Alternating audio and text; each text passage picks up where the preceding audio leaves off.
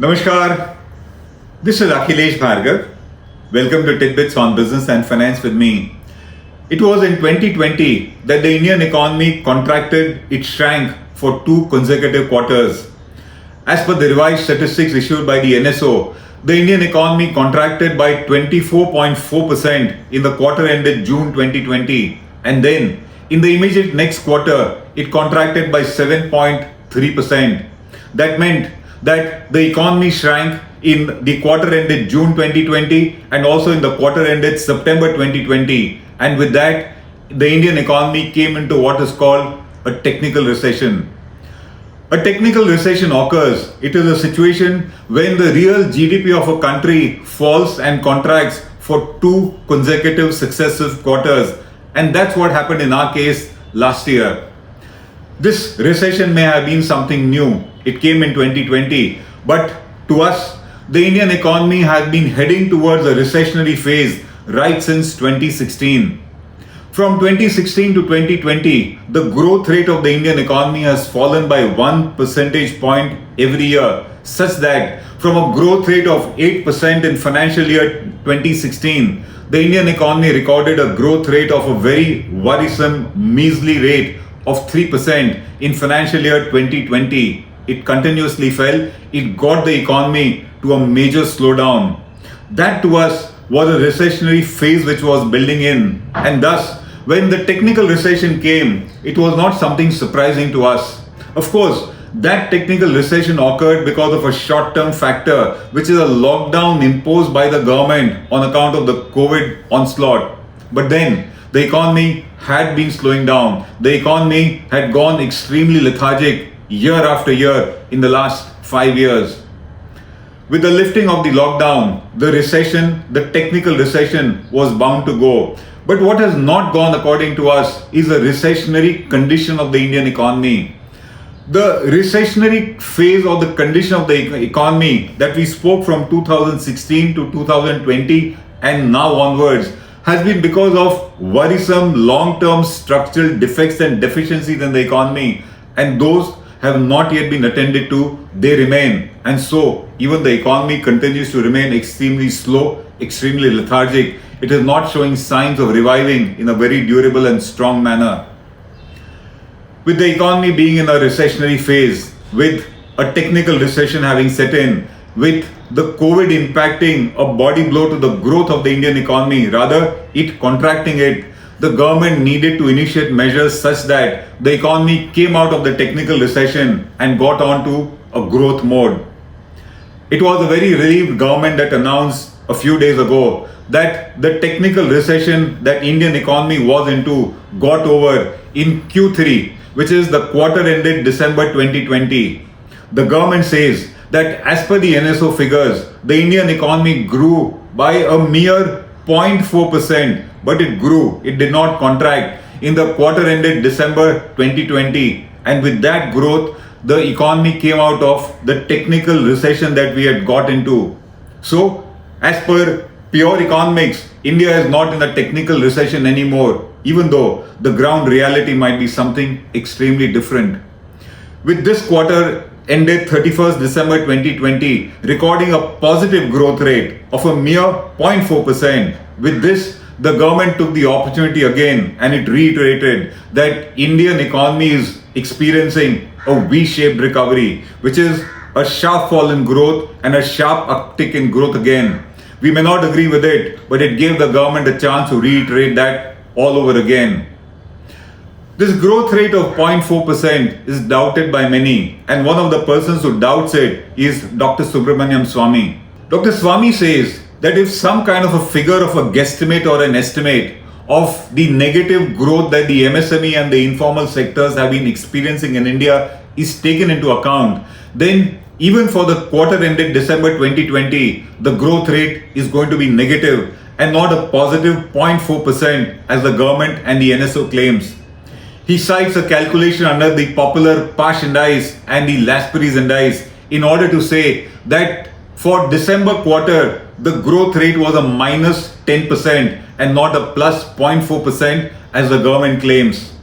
While it's a matter of debate of what kind of an indice or an index must be taken into account to calculate and see the real state of the Indian economy, what we would see is that the real state, the real situation, the ground reality has not really changed for the common entrepreneur. The situation has not undergone any kind of a transformation so as to jubilantly say that India is out of a technical recession. A recessionary phase continues.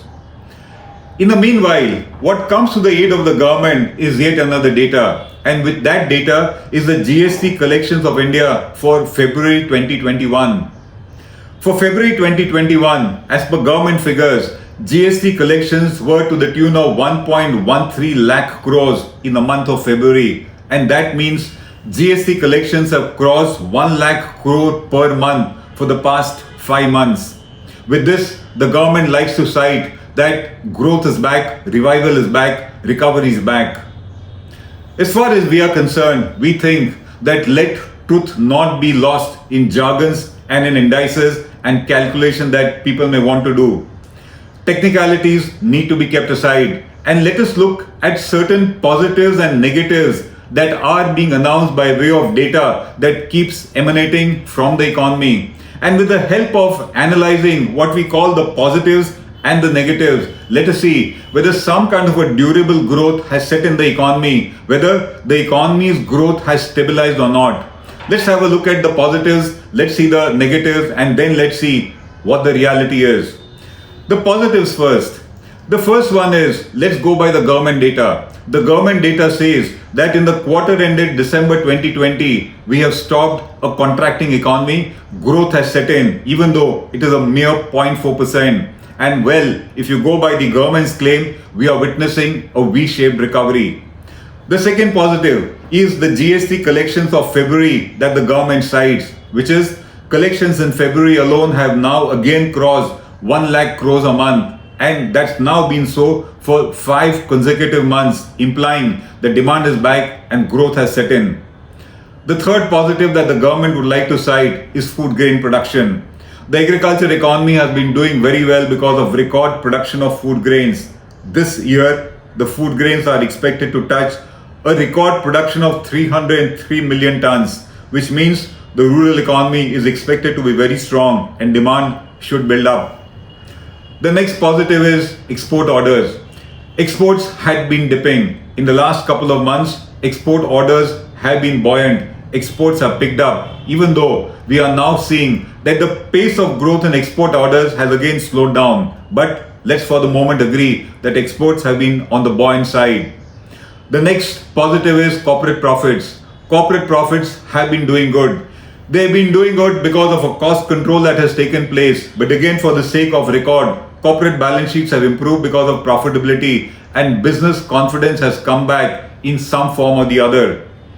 The next positive that goes is the Reserve Bank. The Reserve Bank says that the Indian economy has turned some corner and that things are looking up. And the last significant positive that we would consider is that in the month of February, India's manufacturing sector recorded the fastest demand for inputs, thus showing that manufacturing sector believes that demand will come back and that it has started building its inventories all over again.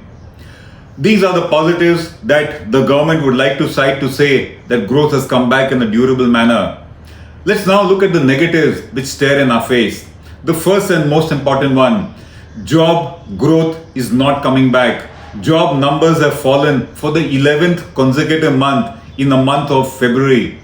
The second negative, the core sector. The core sector, which consists of 8 critical industries, remains subdued and has been in a negative territory month after month. The next negative factor is inflation. Inflation has risen to a 32-month high, and core inflation, which consists of manufacturing goods and other services, remains stubborn, it remains untamed. The next is manufacturing growth in the month of February actually dipped. It did not go up. This is despite the fact that GST collections may have gone up, but growth in the manufacturing sector has dipped in the month of February. Further negative is that credit to the big industries, to the infrastructure sector has dipped. They are not borrowing, they do not see the need to borrow, perhaps because demand is not there. The next is that The MSME and the informal sectors, which are labor intensive sectors, they have been in pain. They have been struggling despite all the government measures that have been initiated. The next one is that credit to the corporate sector has been falling, and that's been happening because fresh investments by the corporate sector into new projects has been completely on a back burner. The last two are consumer demand remains sluggish, it has not come back, and most importantly, NPAs in the banking and non-banking financial sector, they have been rising at a rapid pace. These were the negatives which are also coming out when we look at the positives which have been coming out. That's the situation of the Indian economy today. Among these, the positives and the negatives, let's look at what is the reality. The reality according to us is that these conflicting signals should not confuse us. They should not confuse us because keep aside all this data and retain your focus on three critical factors which we keep citing all the time. Look at whether fresh investments are coming back in the economy. If fresh investments are coming back, it means demand has come back, people are spending, industry capacity needs to be increased, and therefore investments are being made. Fresh investments have not come back, they are languishing. The private sector is unmoved, is not willing to risk its capital. The next factor that comes, if fresh investments take off, is jobs. Jobs are not coming back. As we said, they have dipped for the 11th consecutive month. Because investments don't come, jobs have not been coming. And because jobs have not been coming, we come to our third and most important factor, which is consumer demand. Consumer demand continues to languish, continues to be completely subdued. Until that doesn't come up, there is going to be no durable growth. There's going to be no stability in the economy that is so badly needed by us. So there are some positives that come. The economy is trying to go up. After all, India has a huge captive demand coming from its population, but that has not been enough. We are not witnessing a durable growth. And as we said, we will say that durable growth has come in. We will say that the economy has stabilized only when investments are back, jobs are back, and consumer demand is back. This is Akhilesh Bhargav signing off till we meet again. Namaskar. Hello everyone. HW News English is 2 years old now. When we started this venture, we promised ourselves one thing, that news should remain free, because right to know is the right of every Indian. But to keep news free for everyone, we need support from some of you. And thus we have rolled out membership on our YouTube channel HW News English. But mind you, the membership is completely voluntary. The programs that we were doing earlier, that we are doing now, will continue to remain free. First level is a basic level. Here, you can be our supporter by paying Rs 199 per month. This membership gives you certain perks and benefits. The perks include unique badges in front of your name, a live show from Mr. Sujit Nair and from Mr. Akhilesh Bhargava per month for our members. You can also vote in some exclusive members-only polls. Now the second level is Super Supporter. Here you can be our Super Supporter by paying Rs 3,999 per month. This membership will include every perk that comes with basic level. Additionally, our Super Supporters can be a part of a WhatsApp group where we can have discussions and suggestions on various topics. The second perk includes a gift pack with our merchandise. And the third perk is a Google Meet with Mr. Sujit Nair, where you can join the meet and ask your questions to Mr. Nair face to face.